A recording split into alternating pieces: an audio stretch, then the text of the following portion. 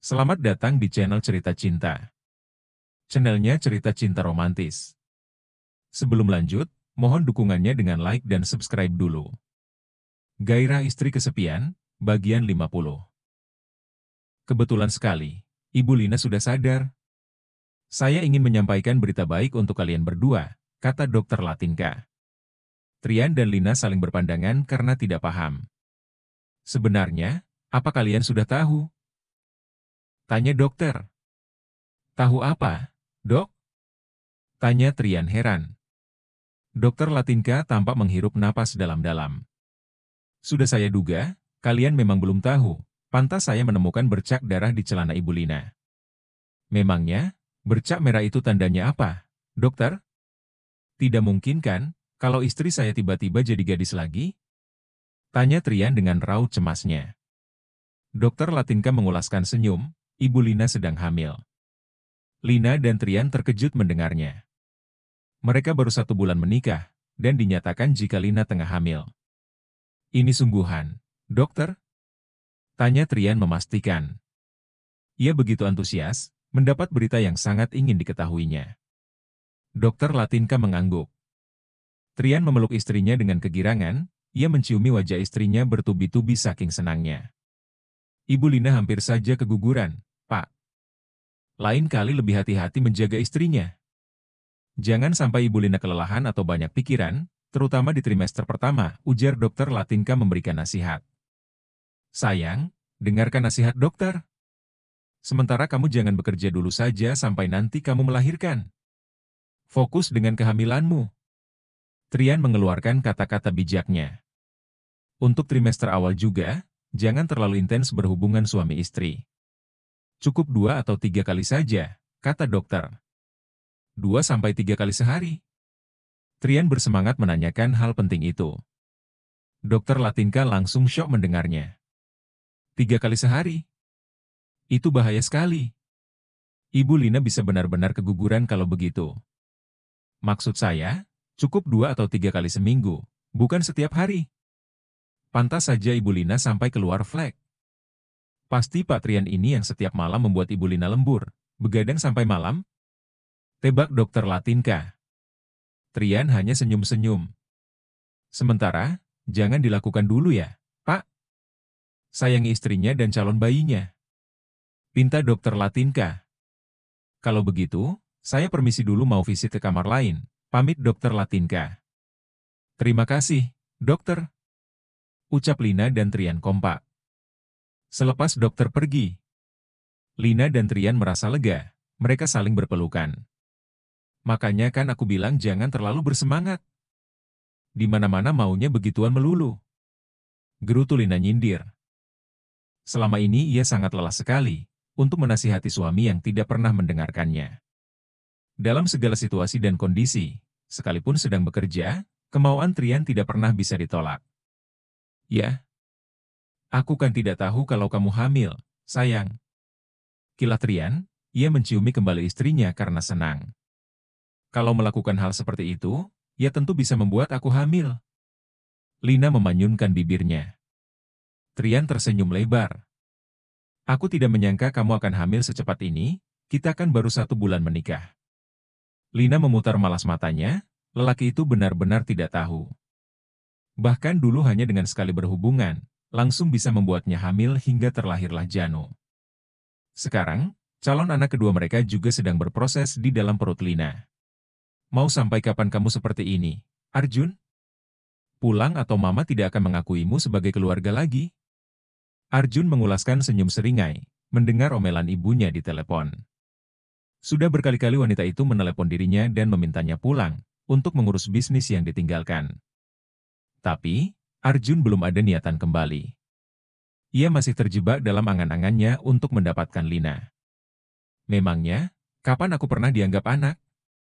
Sejak awal juga kalian sudah membuangku, kilah Arjun. Apa yang kamu bicarakan? Itu hanya salah paham.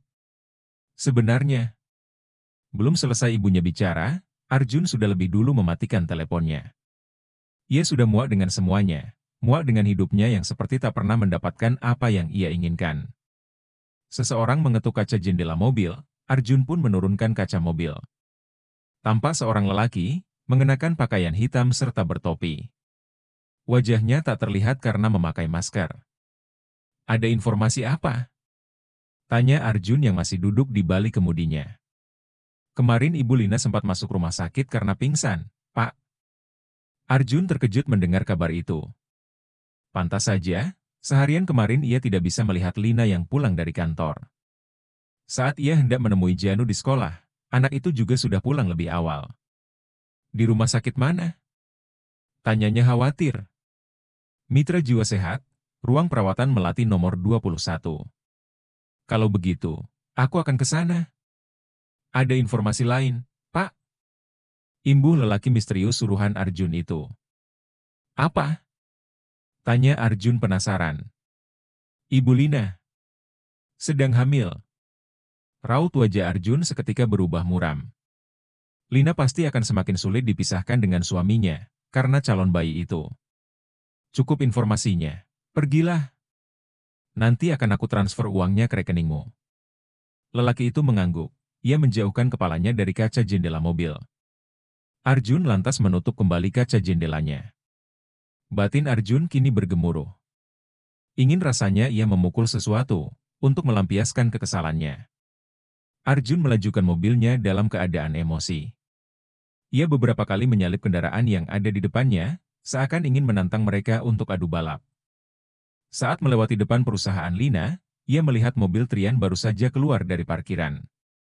Rasa kesal di hatinya semakin menjadi-jadi.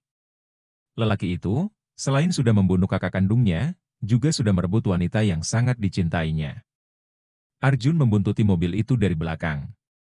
Ia masih juga bertanya-tanya, apa yang menarik dari lelaki itu sampai Lina tak mau memilihnya. Soal tampang, kekayaan, pekerjaan, ia punya semua dan lebih baik dari lelaki itu. Amarah sudah menguasai dirinya, Arjun melajukan mobilnya dengan lebih kencang. Sengaja ia tabrakan ke sisi samping belakang mobil Trian yang ada di depannya. Suara benturan cukup keras terdengar. Mobil Arjun terpental ke sisi kanan jalan hingga menabrak pohon. Napas Arjun terengah-engah, ia benar-benar sudah gila. Ia kira akan mati setelah kenekatannya. Ternyata, ia masih selamat di dalam mobil yang ringsek itu. Kepalanya mengucurkan saos akibat terbentur kaca samping. Beberapa saat kemudian, orang-orang datang menolong. Mereka membantu membuka pintu mobil, dan mengeluarkan Arjun dari dalam mobil.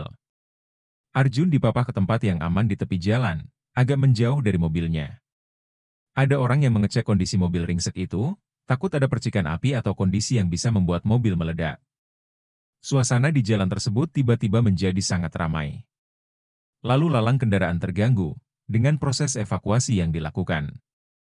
Kecelakaan tersebut bukan hanya melibatkan dua mobil, tetapi juga berimbas pada beberapa kendaraan yang lain.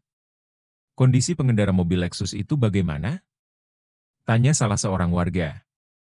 Wah, sepertinya agak parah. Tadi kepalanya berlumuran saos, orangnya tidak sadar. Sepertinya akan meninggal. Susah sekali dikeluarkan dari dalam, mobilnya ringsek. Arjun menyunggingkan sedikit senyuman di sudut bibirnya. Dalam hati, ia sangat berharap Trian benar-benar mati saja. Sirine mobil polisi dan ambulan mulai berdatangan. Mereka bergegas mengamankan jalan, mengatur kembali lalu lintas yang terhambat dan mengevakuasi para korban. Apa Bapak baik-baik saja? Tanya salah seorang petugas medis. Arjun mengangguk. Kondisinya diperiksa, mulai dari kepala sampai ke kaki, takutnya ada luka yang serius. Ternyata saat hendak dibawa berdiri, kakinya agak sakit seperti terkilir. Ia dibantu untuk naik ke dalam mobil ambulan. Seseorang memberikan segelas teh hangat. Arjun meminumnya, sembari memperhatikan kekacauan yang ia buat. Tidak disangka, perbuatannya bisa menimbulkan hal semengerikan itu. Apa yang paling membuatnya bahagia saat memandangi mobil Lexus yang terbalik itu? Orang-orang tampaknya sangat kesulitan untuk mengevakuasi orang di dalamnya. Ia yakin Trian sudah meninggal. Entah mengapa, rasa bahagia meliputi hatinya yang sempat muram. Pak, kami akan membawa Anda ke rumah sakit, ya? Kata petugas medis yang menangani Arjun. Ke rumah sakit Mitra Jiwa Sehat? Tanya Arjun memastikan. Benar, Pak. Ini barang-barang yang ada di mobil Anda, sudah kami amankan. Nanti mobilnya akan kami bawa ke kantor polisi, ucap seorang berpakaian polisi kepada Arjun. Lelaki itu menyerahkan tas yang ada di mobil Arjun. Terima kasih, Pak.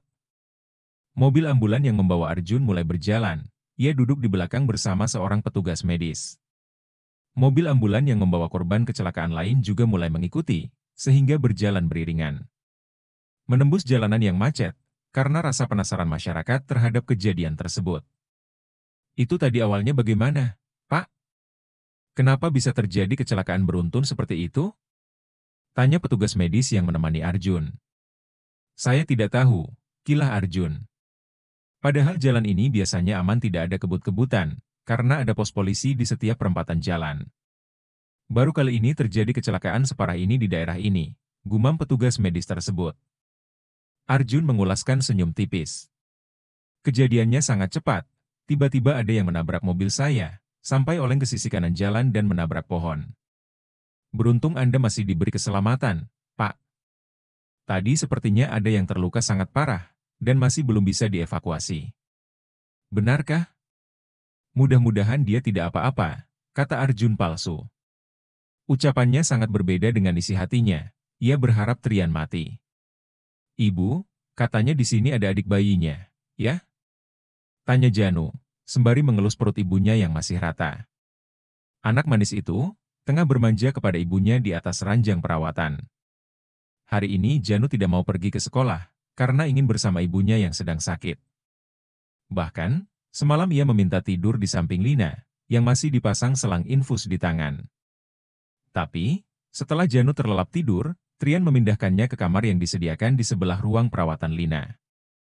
Apa kamu senang mau punya adik? Tanya Lina menatap Janu. Janu mengangguk. Janu senang. Nanti jadi ada teman bermain. Adiknya harus cowok ya, Ibu? Pintanya girang. Lina tertawa kecil. Mana bisa kita meminta mau adik cowok atau cewek, sayang? Itu kan terserah Tuhan. Janu tetap harus bersyukur, kalau nanti adiknya cowok atau cewek. Ia berusaha menjelaskan, dengan bahasa yang mudah dipahami putranya. Tapi kalau adiknya cewek, nanti tidak bisa diajak main bola. Janu kan bisa bermain bola dengan ayah. Terus, nanti adik ceweknya main dengan siapa? Main boneka dengan ibu. Oh, iya. Ayah kenapa lama ya, Ibu? Katanya mau membawakan pizza. Lina terdiam sesaat. Kalau dipikir-pikir, Trian memang cukup lama belum juga datang. Padahal tadi bilang mau langsung ke rumah sakit, setelah menyelesaikan urusan di kantor. Mungkin sebentar lagi, kamu yang sabar ya, sayang. Ucap Lina menenangkan. Ia yakin, mungkin saja Trian ada urusan tiba-tiba di kantor, sehingga tidak bisa langsung datang. Pintu ruang perawatan tiba-tiba terbuka. Rudy yang berada di atas kursi roda, berdiri di depan pintu memperhatikan Lina.